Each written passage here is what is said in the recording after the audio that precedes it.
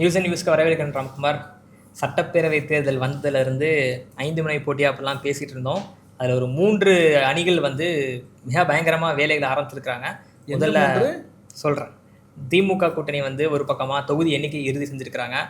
எடப்பாடி பழனிசாமி அவர்கள் அக்ரெசிவாக ஒவ்வொரு நாளைக்கு ஒவ்வொரு அறிவிப்பை வெளியிட்டு அடிச்சுட்டு இருக்கிறாரு. இன்னொரு பக்கம் சீமான் வந்து பிரச்சாரத்தை மேற்கொண்டு பயணம் செஞ்சுட்டு இருக்கிறாரு. மீதி 2 அணிகள் என்ன பண்ணுறாங்கன்றது தெரியல. நம்ம ஒவ்வொன்றா பேசுவோமா? ஸோ 3 அணிகள் சொல்லியிருக்கிறோம். எந்த அணிலேருந்து ஆரம்பிக்கலாம்? திமுகலேருந்தே ஆரம்பிக்கலாம். ஏன்னா நேற்று இரவு வந்து திமுக தான் ஹார்ட் ஆஃப் த டாப்பிக்காக இருந்துச்சு. நேற்று அதிமுக தேர்தல் அறிக்கையை வெளியிட்டாங்க. அது கொஞ்சம் லைம் லைட்டடாக இருந்தது. பெரிய கவர்ச்சிகர அறிவிப்புகள் மாதிரி இல்லை. ஃப்ரிட்ஜு கொடுக்கறது, ஃப்ரிட்ஜெல்லாம் தான் வாங்க மாட்டீங்களா நீங்கள்? ஃப்ரிட்ஜு இருந்துச்சு, அது ஒன்றும் அவ்வளோ பெரிய அட்ராக்டிவாக இல்லை. பட் அது ஒரு கை கொடுக்குற மாதிரி தான் இருந்ததுன்னு தவிர, அதுக்கப்புறம் வந்து திமுக தரப்புலேருந்து வந்த அறிவிப்புகள் தான். அறிவிப்புகள்னால் செய்திகள்னு சொல்கிறேன்னே. தேமுதிகவை திடீர்னு அறிவாலயத்தை கூப்பிட்டு நாங்கள் வச்சுக்கோங்க 10 அப்படின்னு சொல்லி எடுத்து கொடுத்ததுங்கிறது வந்து பெரிய அதிர்ச்சி. அதில் இன்னொரு பெரிய அதிர்ச்சி என்னன்னா, கூட்டணி கட்சிகளே ரொம்ப அதிர்ச்சி அடைஞ்சிட்டாங்க. நிறைய பேர் புலம்பிட்டு இருந்தாங்க, என்னப்பா இப்படி பண்ணிட்டீங்க அப்படிங்கிற மாதிரி நிறையா புலம்பிட்டாங்க. ஏன்னா அதுக்கு ஒரு 2 நாட்களுக்கு முன்னாடி தான் கம்யூனிஸ்ட்டும் விசிகாவும் வந்து ஒரு சீட்டுக்காக அவ்வளோ போராடிட்டு இருந்தாங்க. அவங்களுக்கு இல்லை புது ஆட்கள்லாம் உள்ளே வந்திருக்கிறாங்க, மட்டும் 2 தொகுதியில் கூட கொடுத்தாங்க. சண்முகம் அவர்லாம் வந்து விடாப்பிடியாக இருந்தார். கடைசியில் 5 தான் கொடுத்து இப்போதைக்கு இது வச்சுக்கோங்கிற மாதிரி அனுப்பிச்சி விட்டாங்க. சிபிஎம் வந்து எத்தனை முறை பேச்சுவார்த்தை நடத்தினாங்க? 6 முறை நடத்திருக்கு. விசிகாவோட ஒரு முறை நடத்தினாங்க. அப்புறம் இடையில அவங்க கொஞ்சம் கேப் விட்டுருந்தாங்க. 2 அநேகமாக 3வது முறை அவங்க சைன் பண்ணிட்டாங்க. தேமுதிக 3 முறை அலுவலகம் போனாங்க. முதல்ல கூட்டணி உறுதி செய்ய போனாங்க. 2வது சுதீஷ் அவர்கள் போனார் மாநிலங்களவைக்கு. 3வது முறை பிரேமலதா அவங்க போனாங்க, வாங்கிட்டு வந்துட்டாங்க. அவங்க ரொம்ப சொகுசா போய் வாங்கிட்டு வந்துட்டாங்க. அதனால அவங்க பெரிய ட்ரபுள்லாம் பண்ணவே இல்லை. அதாவது அவங்க அலைன்ஸ் பேசும்போதே வந்து இத்தனை தொகுதின்னு பேசிட்டனால வரவே இல்லை. ஆனால் அவங்க இடையில வந்து நாங்கள் விட்டு கொடுக்கவும் தயார் அப்படின்லாம் சொல்லியிருந்தாங்க. அதையும் மீறி அவங்களுக்கு எதுக்கு சொல்ற மாதிரி தான் அதெல்லாம் சொல்றது தான். ஆனால் அதையும் மீறி 10 தொகுதி கொடுத்தது கூட்டணி கட்சிகளுக்குள்ளேயே பெரிய குழப்பத்தை ஏற்படுத்தியிருக்கு. அவங்க வந்து சரிகள் விசிக கிட்ட ரொம்ப தெளிவாக வந்து அதனால தான் தேமுதிகவை கடைசியில் வச்சிருந்தாங்க. ஏன்னா அது பிரச்சனையை உண்டாக்கும், குழப்பத்தை ஏற்படுத்தணும்னால எல்லாருக்கும் தெரிஞ்சதுனாலுமே கூட தேமுதிகவை கடைசியாக கையெழுத்து போட வச்சது காரணம் அதுதான். ஸோ தேமுதிக வந்து ஒரு பெரிய அதிர்ச்சி அப்படின்னு சொல்லியிருந்தீங்க. அடுத்து அதை விட ஒரு பெரிய அதிர்ச்சி செய்தி வந்தது. அது எப்படி பார்த்தீங்க நீங்கள்? முதல்ல வந்து மக்கள் நீதி மையம் அது அதிர்ச்சிகரமான முடிவு அப்படிங்கிறத தாண்டி ரொம்ப டீசெண்டாக அந்த விஷயத்தை அவர் எடுத்துக்கிட்டாருன்னா அவருக்கு ஒரு என்ன சொல்கிறது, திமுகவை எதிர்த்து ஆரம்பித்த ஒரு கட்சி இப்போ திமுகவோட அலைன்ஸ்லேருந்து ராஜ்யசபா சீட்டு வாங்கினாலுமே திமுக சின்னத்திலே போட்டிடுறது எப்படி சரியாக இருக்கும் அப்படின்னு அவர் கொஞ்சம் இந்த போட்டியிலேருந்து பின்வாங்கியிருக்கிறாரு. எல்லா தொகுதிகளிலுமே நாங்கள் வந்து இந்த கூட்டணியை ஆதரிப்போம், ஆனால் நாங்கள் போட்டியிடலை, எங்களுக்கு டார்ச் லைட்டுங்கிறது ஒரு சின்னம் கிடையாது, இது எங்களுடைய அடையாளம் அப்படின்னு சொல்லியிருக்காரு. இது வந்து அவர் சொல்லும்போது இது என்னோட கடமைன்னு சொன்னார். சிஎம் அவருக்கு மேலே ஒரு முடி மேலே போய் இது ஒரு தியாகம் அவர் பண்ணது அப்படின்னு சொல்லி மாறி பேசிக்கிட்டாங்க. ஆனால் வந்து மக்கள் நீதி மையத்தில் ஏதாவது ஒரு இடங்கள்லையாவது போட்டிட்டு இருக்கலாம். ஏன்னா அங்கே இருக்கக்கூடிய கேடர்ஸில் வந்து ஏன்னா அது ரெப்ரசன்டேட்டிவ் இருக்கிறது வந்து இப்போது ஒரு இடமே போட்டியிடலை, அடுத்த தேர்தல் வரும்போதும் இது ஒரு பேக் ஃபயர் ஆகும். ஸோ அதனால் ஏதாவது ஒரு இடத்துல போட்டிகிட்டு இருக்கலாம். பட் வந்து மற்ற சின்னத்தில் நான் போட்டியிட மாட்டேன்னு ஒரு உறுதியாக இருந்தார். திமுக தரப்புலையும் என்னென்னா, அப்படியா போயிட்டீங்களா, ரொம்ப சந்தோஷம், உங்களுக்கு நான் தியாகி பட்டம் கொடுக்குறேன்னு தூக்கி உடனே தியாகி பட்டத்தை கொடுத்துட்டாங்க.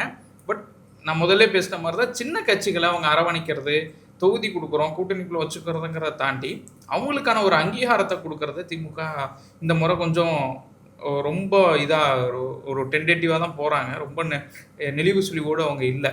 ஏன்னா டார்ச் லைட் சின்னத்தை ஒரு தொகுதினாலும் அவங்களுக்கு ஒரு தொகுதியை 1ஓ 2ஓ அந்த சின்னத்தில் அவங்களை போட்டியிட விடலாம். ஏன்னா சின்ன கட்சிகள் எல்லாமே பெரிய கட்சிகளுடைய குடையின் கீழே வராங்க. அப்படிங்கும்போது அவங்களுடைய அடையாளமாகவே மாறி போகிறக்கான ஒரு சூழலை பெரிய கட்சிகள் ஏற்படுத்துது.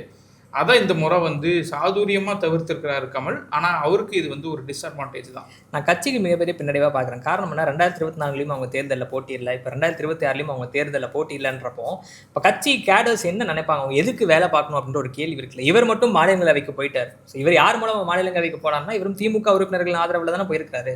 ஸோ இப்போ நம்ம பார்க்கணும்னா அதையும் சேர்த்து பார்க்கணும் ஒன்று. ஸோ இப்போ கட்சி தொண்டர்கள் கீழே அவங்க இவரோட இன்டாக்டாக இருக்கணும், தொடர்ந்து செயல்படணும்னா அவங்க ஊக்கப்படுத்துறதுக்கு என்ன இருக்கும்னா பிரதிநிதித்துவம் தான் இருக்கும். சட்டப்பேரவையிலையோ இல்லை நாடாளுமன்றத்திலேயோ ஒரு பிரதிநிதித்துவம் தேவை.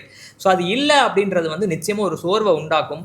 இப்போ உதாரணத்துக்கு நீங்கள் சொன்ன அடுத்த தேர்தலில் போட்டியிடணும் அப்படின்னா அவங்க என்ன உத்வேகத்தில் போவாங்க அப்படின்றது தெரியாது. இந்த அவசர நிர்வாக குழு கூட்டம், அவசர செயற்குழு கூட்டம்னு எல்லாத்தையும் போட்டு கடைசியில் ஒன்றும் இல்லைன்னு முடிச்சிட்டாரு அவர். விருப்பம் ஒன்று தாக்கல் செய்யறதுக்கு 50,000 ரூபா கட்டணம் வசூலிச்சிருந்தாங்க. அது வேறு நடந்ததா? ஓகே. ஸோ அதெல்லாம் என்ன நடக்க போகுது அப்படின்றது தெரியல. தொல் திருமாவளவன் அவர்கள் மிக முக்கியமான ஒரு அறிக்கையை வெளியிட்டிருந்தார். நம்ம இதுக்கு ஷூட் பண்ணுறது கொஞ்சம் முன்னாடி வெளியிட்டிருந்தார்.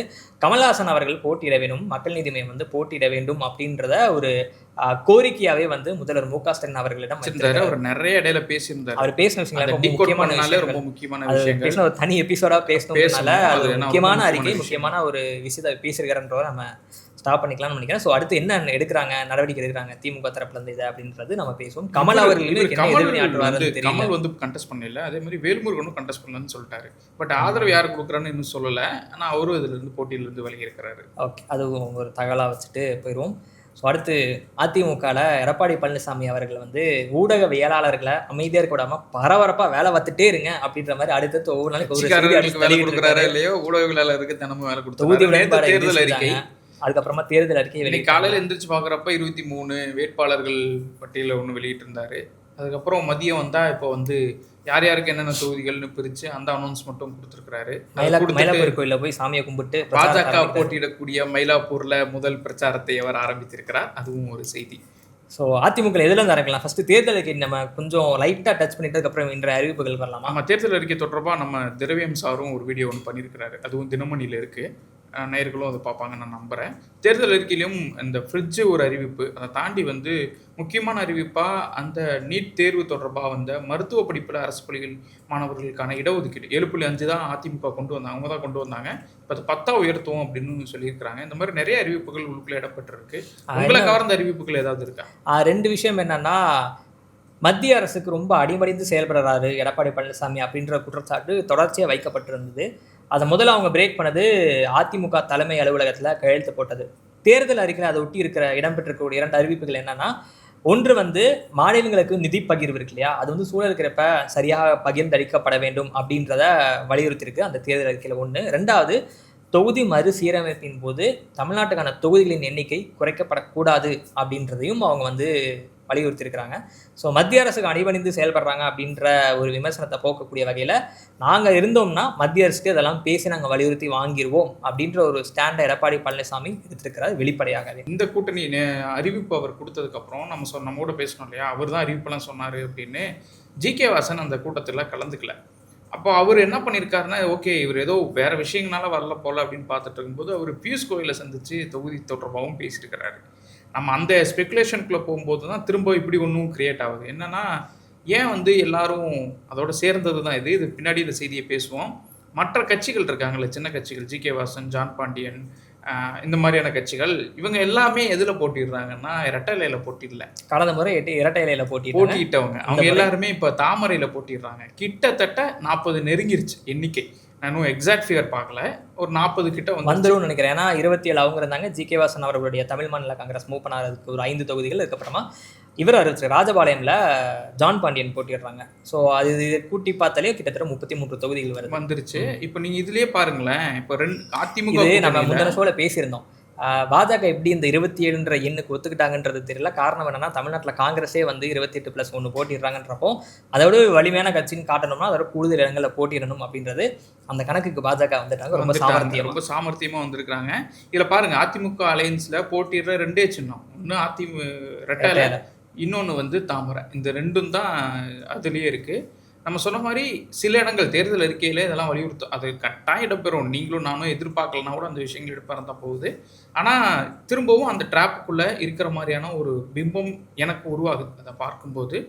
ஸோ நீங்கள் ஜி.கே. வாசன் சொல்லியிருந்தீங்க, அவர் போட்டியிடுற ஆக்சுவலி அந்த கூட்டணிலே முதல் முறையில் போட்டியிடக்கூடிய தொகுதிகளை அறிவித்தது வந்து ஜி.கே. வாசன் அவர்கள் தான். ஏன்னா மற்ற யாருமே வந்து எண்ணிக்கை மட்டும்தான் அறிவிச்சிட்டு இருந்தாங்க. ஸோ இவர் தான் வந்து நேரடியாக நான் இந்த 5 தொகுதியில் போட்டிடுறதுன்னு அறிவித்தார். அது வந்தோடனே வந்து நிறைய விவாதங்கள் எழுந்தது சமூக ஊடகங்களில். அதாவது வந்து தோக்குறதுக்குனே தொகுதி வாங்கிட்டு வந்திருக்கிறியான்னு கேட்டாங்க. நான் சில போஸ்ட் எல்லாம் படிச்சேன். என்னன்னா, ஏடிஎம்கே வந்து இங்கே நம்ம ஜெயிக்க மாட்டோம், என்ன பண்ணலாம், இப்படி தள்ளி விட்டாங்க. அவங்க பாஜக இதுவும் நம்மளும் ஜெயிக்க மாட்டோம், தள்ளிடலாம் அப்படின்னு இந்த நாடோடிகள் படத்துல டே போடான்ட்டே இருப்பாங்க. கடைசி ஒரு துணி பார்த்து யாருமே இருக்க மாட்டாங்க. அவர் தான் வந்து ஜி.கே. வாசன் 5 சீட்டு கொடுத்தோம். இவருக்கு இதுக்கு 5 சீட்டு கொடுத்தாங்க அப்படின்னு பார்த்து சரி பட்டியலை பார்த்தோம் அப்படின்னா எல்லாமே ரொம்ப டஃப் கொடுக்கக்கூடிய 2 இடங்கள். தொகுதியில வந்து அமைச்சர்கள் போட்டியிடுற தொகுதிகள், அப்புறம் ஈரோடு கும்பகோணம், மேற்கும் ஒட்டஞ்சத்திரம் இருக்குது. ஒட்டஞ்சத்திரமும், சக்கரப்பாணி. அவர் சொல்ற எதுலயுமே வந்து இதுக்கு முன்னாடி இந்த கும்பகோணம்ல கூட்டணி தொடர்ந்து 6 முறையா வந்து திமுக தான் ஜெயிச்சுக்கிட்டு இருக்காங்க. கிள்ளியூர் எடுத்துக்கங்க. அது மட்டும் அவங்க இது வெற்றி பெறதுக்கு ஒரே ஒரு வாய்ப்பு இருக்கும்னா அது மட்டும் தான் எல்லாருமே சொல்றாங்க. பட் அதுவுமே எந்த அளவு காங்கிரஸ் இருக்கும்னு ஓரளவுக்கு எனக்கு அங்க அதுல பெரிய இருக்கிறதுனால நம்பிக்கை இல்ல. Will see. பட் வந்து என்னன்னா ஜி.கே. வாசன் இன்னும் கொஞ்சம் சாமர்த்தியமா பண்ணிருக்கு. கம்மியா சீட்டு வாங்கியிருந்தாலும் ஏதாவது 1-2 ஜெயிக்கிற மாதிரியான ஏதாவது பெர்ஃபார்ம் பண்ற இடங்கள்ல பண்ணிருக்கலாம். இது நமக்கே தெரியுதுன்றப்ப அவருக்கு ஏன் தெரியாம போச்சு அப்படின்றது ஒரு பெரிய ஒரு இதாதான் இருக்கு, கேள்விக்குறியாதான் இருக்கு. என்னங்கிறத அது இப்போ நம்ம பார்ப்போம். இன்னொன்று திமுக தரப்புல பார்த்தோம் அப்படின்னா இப்போ கிட்டத்தட்ட 175 இடங்கள் வரைக்கும் திமுக கூட்டணி கட்சியோடு சேர்த்து சின்னத்துல அந்த உதயசூரியன் சின்னத்துல 175 இடங்கள் திமுக கண்டெஸ்ட் பண்ண போறாங்க. இவங்க அதிமுக இன்னைக்கு சொல்லிட்டாரு எடப்பாடி 168 நினைக்கிறேன். ஆமா, எக்ஸாக்ட் நம்பர் 168. ஆல்மோஸ்ட் கிட்ட வந்துட்டாங்க 2 பேருமே. இன்னைக்கு வந்து சொன்ன மாதிரி நீங்க எடப்பாடி பழனிசாமி மயிலாப்பூர்ல கோயில்ல போய் சாமிலாம் கும்பிட்டுட்டு பிரச்சாரத்தை ஆரம்பிச்சிட்டாரு. ஆல்மோஸ்ட் திமுகலேயே இன்னைக்கு இருக்கக்கூடிய இந்த கருணாஸ் அவர்கள், அதே மாதிரி தனியரசு, தம்பிமுன் அன்சாரி, இவங்க எல்லாத்துக்குமான தொகுதி இதுவும் இன்றைக்கே முடிஞ்சிரும்னு நினைக்கிறேன். அடுத்த வாரம் வந்து எனக்கு தெரிஞ்சு தினமும் நியூஸ் வரும்னு நினைக்கிறேன். இப்போ தொகுதி தொடர்பான விஷயங்களை எடப்பாடி பழனிசாமி அறிவிச்சிருக்கிறாரு. இன்னைக்கு காலையில வந்து 23 வேட்பாளர்கள் அடங்கிய பட்டியலை வெளியிட்டாரு. எல்லாருமே வந்து கிட்டத்தட்ட ஃப்ரண்ட்லைன் லீடர்ஸ் ஆஃப் ஏடிஎம்கே அப்படின்னு சொல்லலாம். முன்னாள் அமைச்சர்கள் ஒருவர் தவிர்த்து அந்த 23 பேர்ல எடப்பாடி பழனிசாமி அவர்கள் எடப்பாடியிலே நிற்கிறாரு. ஸோ அந்த தலைவர்கள் எல்லாருமே வந்து மீடியாவில் இருக்காங்க. நீங்க யோசிச்சு பாருங்க, அந்த பட்டியலை இன்னைக்கு மாலை கூட அவங்க சொல்லியிருக்கலாம்.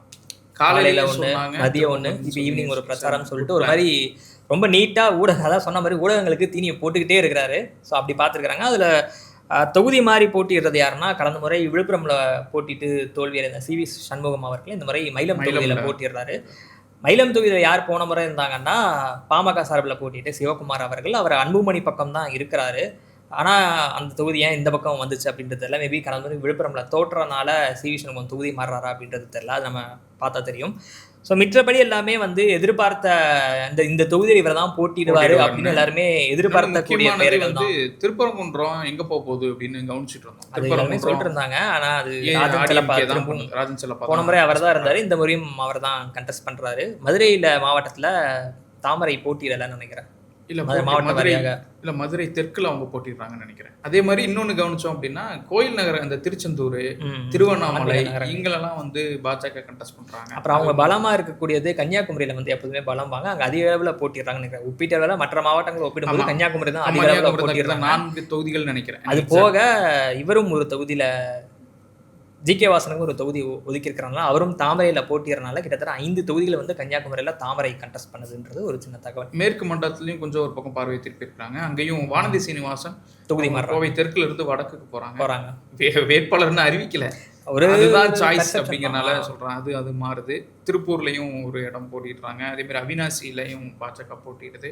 அரவக்குறிச்சியில அதிமுக போட்டிடுறாங்களாம். ஆமா, அதுவும் பார்த்தேன். அந்த மூலமா இப்ப அண்ணாமலை போட்டியிட மாட்டாரா தெரியல, என்ன பண்ண போறாங்கன்னு. அண்ணாமலை வேற தொகுதி அதான் அவர் முதல்ல போட்டி. நேற்று வந்து அவர் ப்ரெஸ் மீட் நம்ம ஒன்று கவர் பண்ணோம். அதில் வந்து போட்டிடுறீங்களா போட்டிடலையான்னு கேட்கும்போது நேரம் வரும்போது பேசிப்போம் அப்படின்ட்டு அவர் கிளம்பிட்டாரு. இந்த முறை அவர் போட்டியிடுவாரான்னு தெரியல, மாட்டாருன்னு தான் நினைக்கிறேன். ஆமாம், எனக்கும் அப்படி தான் தோணுது.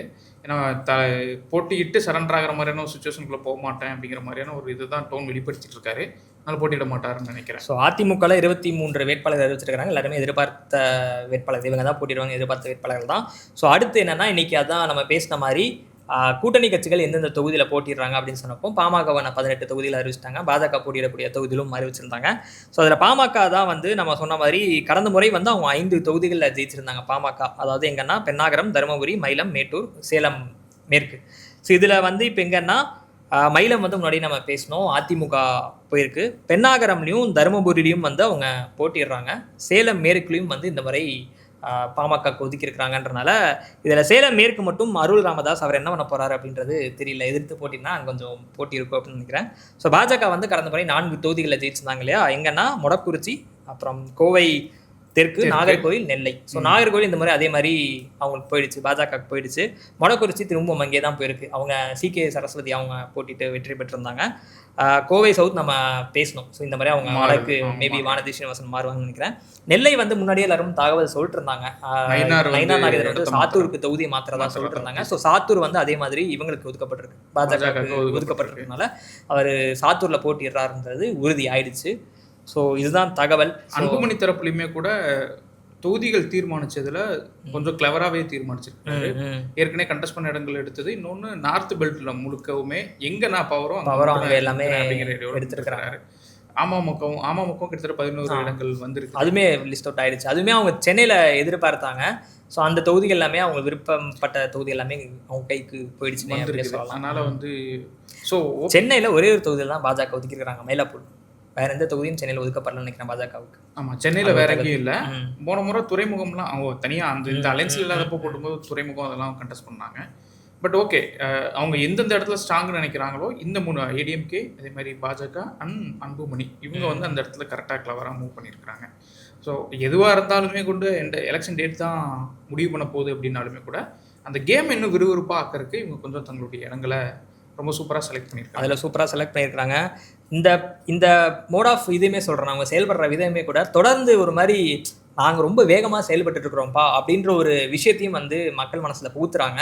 ஸோ அந்த இடத்துல வந்து திமுக சற்று தொய்வாக இருக்கும் அப்படின்ற ஒரு கேள்வி எழுது. ஏன்னா கேள்வியெல்லாம் வந்து அப்படிதான் இருக்குது. அதான் நான் ஆரம்பிக்கும் போது சொன்னேன். ஸோ அவங்க வந்து இன்னும் இப்போதான் வந்து நம்பர்ஸே இப்போ தான் ஃபைனலைஸ் பண்ணியிருக்காங்க. இதுக்கப்புறம் என்னென்ன தொகுதி அவங்க இல்லை, இது ஒரு நடைமுறை. இப்போ நீங்கள் பாருங்கள், இப்போ நம்பர் ஃபிக்ஸ் பண்ணுறது, இடங்கள் எதுன்னு ஃபிக்ஸ் பண்ணுறது, வேட்பாளர், இது ஒரு நடைமுறை. அது கூட கொஞ்சம் ஸ்லோவாகுதுன்னு வச்சுக்கோங்களேன்.